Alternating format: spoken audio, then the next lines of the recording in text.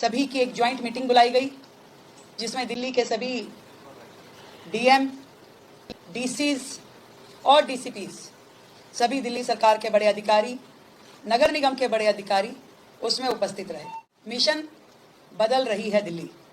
अगले 20 दिन में दिल्ली में एक एक्सटेंसिव सफाई अभियान, हर स्तर पे, युद्ध स्तर पे दिल्ली में सफाई अभियान चलाया जाएगा और किसी भी प्रकार का फुटपाथ पे, सड़क पे एंक्रोचमेंट यदि दिखता है, सेफ्टी में कहीं लैप्स होता है तो डीसीपी की जिम्मेदारी होगी।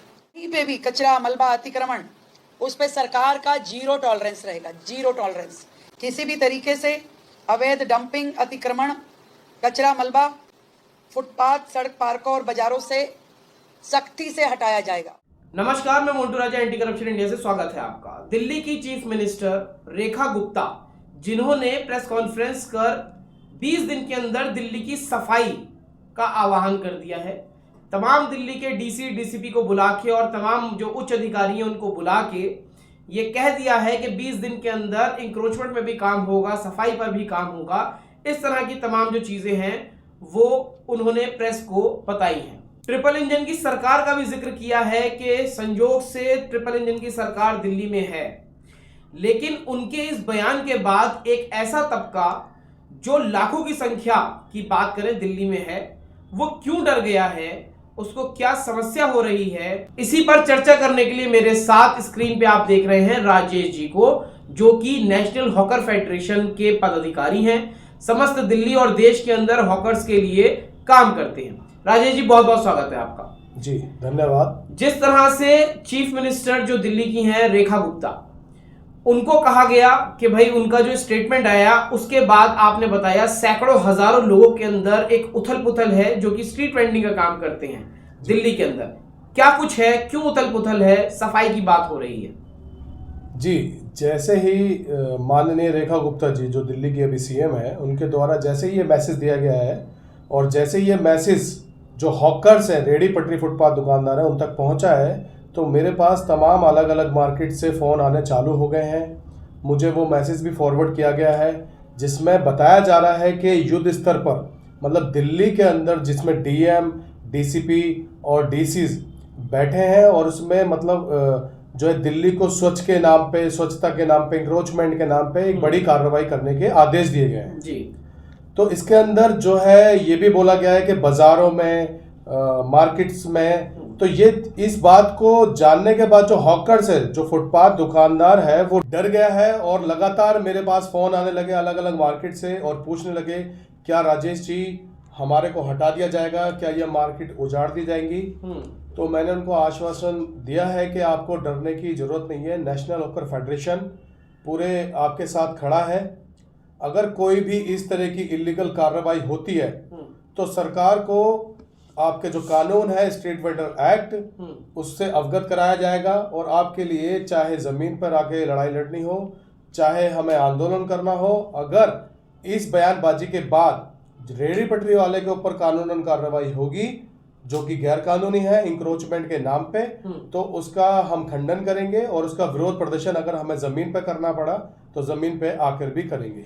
ऐसा क्यों लगता है राजेश जी, जहां एक तरफ नगर निगम सर्वे की बात करता है, आप लोगों ने भी जो है गुहार लगाई थी, आपने भी लेटर्स दिए थे आपकी संस्था ने जी, एक तरफ नगर निगम कहता है कि हम जो है रेडी पटरी वाले जो हैं वो लाखों की तादाद में हैं, दिल्ली के वोटर्स भी हैं, तो उनके भी रोजगार देंगे हम, प्रधानमंत्री की तरफ से उनको लोन भी दिया जा रहा है, और एक तरफ वही लोग जो है वो उजाड़ने के डर से उनके अंदर भय पैदा हो जाता है। सीएम खुद जो है दिल्ली की, उन्होंने कहा है कि हम रेडी पटरी वालों के साथ हैं, नगर निगम जो है सर्वे करेगा और उनके लिए हम तमाम जो है कार्य करेंगे।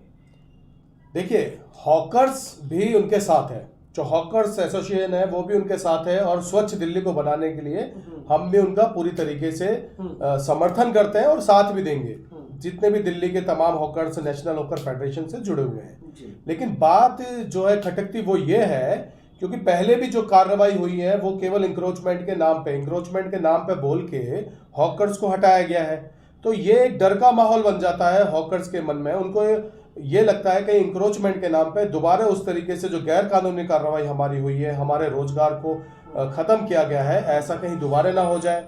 आपने जैसा बताया भी हाल फिलहाल एक सर्वे का नोटिफिकेशन निकला है जी। जिसमें तमाम जो पूरे दिल्ली के हैं सबको आइडेंटिफाई करना है और उनको सर्वे करके उनको वेंडिंग जोन में शिफ्ट करना है या वेंडिंग जोन बनाने हैं। लेकिन ऐसे समय पे श्री माननीय जो दिल्ली की सीएम है रेखा गुप्ता जी का ये बयान आना तो एक हॉकर्स में जो रेडी पटरी वाले हैं उनमें एक डर का माहौल पैदा करता है। तो शायद इसलिए वो इस बयानबाजी के बाद जो है घबरा गए हैं, कहीं सर्वे से पहले या वेंडिंग जोन में जाने से पहले हमारे को यहाँ से उखाड़ के फेंक ना दिया जाए। तो मैं माननीय रेखा गुप्ता जी से कहना चाहता हूँ कि स्वच्छ दिल्ली बनाने में हमारा जो नेशनल हॉकर फेडरेशन है, जितने भी हॉकर्स आती हैं, हम पूर्णतः आपका सहयोग करेंगे। लेकिन आपसे अनुरोध है कि उनके पथ विक्रेता अधिनियम 2014 जो कानून बना हुआ है और आपके द्वारा ही जो अभी नोटिफिकेशन निकला है जिसमें तमाम रेडी पटरी वालों को आइडेंटिफाई करना है और उनके रोजगार को, उनकी डिग्निटी को सम्मानपूर्ण कार्य करने के लिए एक ऐसा जोन बनाना है, तो वो आप ध्यान में रखिए। बाकी पूरा जो हॉकर है दिल्ली का आपका पूरा समर्थन करेगा। पूरा जो जिस तरीके से आपने बताया कि सिंगल यूज प्लास्टिक, इसको भी ध्यान में रखा जाएगा, इसको भी हम लोग बैन करेंगे। अगर किसी तरह की डंपिंग की जाती है आसपास हॉकर्स के माध्यम से या मार्केट में होती है तो उसके लिए भी हम जो है एक मार्केटों में मीटिंग करेंगे और उसके लिए एक रणनीति बना के उस मार्केट को सुंदर और स्वच्छ बनाने की पूरी कोशिश करेंगे। तो हम भी कोशिश करेंगे, रेखा गुप्ता को ये टैग भी किया जाएगा। हो सकता है रेखा गुप्ता इस पे ध्यान दें। और जिस तरह से हॉकर के अंदर एक डर पैदा हो गया है 20 दिन का अल्टीमेटम सुनने के बाद, हो सकता है रेखा गुप्ता जो चीफ मिनिस्टर है दिल्ली की, इस पे एक क्लैरिफिकेशन दे दें कि ये किसी को उजाड़ने की, किसी का रोजगार उजाड़ने की बात यहाँ पे नहीं है। तो किसी भी हॉकर को डरने वाली बात नहीं है। अंत में कोई संदेश जो आप देना चाहें?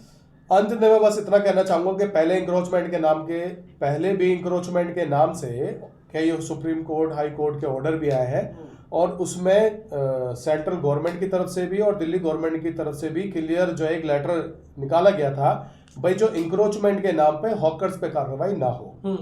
तो जब कोर्ट भी ये मानता है कि इनका जो राइट है, रोजी रोटी का अधिकार है, उसको ना खराब किया जाए, क्योंकि इसके बाद हॉकर्स के पास जमीन पे बैठने के बाद कोई ऑप्शन नहीं बचता है। तो ये थोड़ा सा ध्यान में रखा जाए, क्योंकि एक रोजगार ऐसा माध्यम होता है जिसके माध्यम से अपने परिवार और अपने घर के खर्चे, अपने बच्चों को पढ़ाना लिखाना, ये सब चलाते हैं। चलिए, बहुत बहुत शुक्रिया राजेश जी समय देने के लिए। और जिस तरह से असमंजस देखा जा रहा था हॉकर्स के अंदर, उसको भी आपने अवगत कराया। कोशिश करेंगे रेखा गुप्ता इसको देखें और ध्यान दें और दिल्ली सरकार ये क्लैरिफाई करे कि ये जो लाखों हॉकर्स डरे हुए हैं, हजारों हॉकर्स डरे हुए हैं कि उस पे इंक्रोचमेंट के नाम पे उनके रोजगार को लात पड़ने वाली है, वो क्लैरिफाई हो जाए तो बहुत अच्छा रहेगा।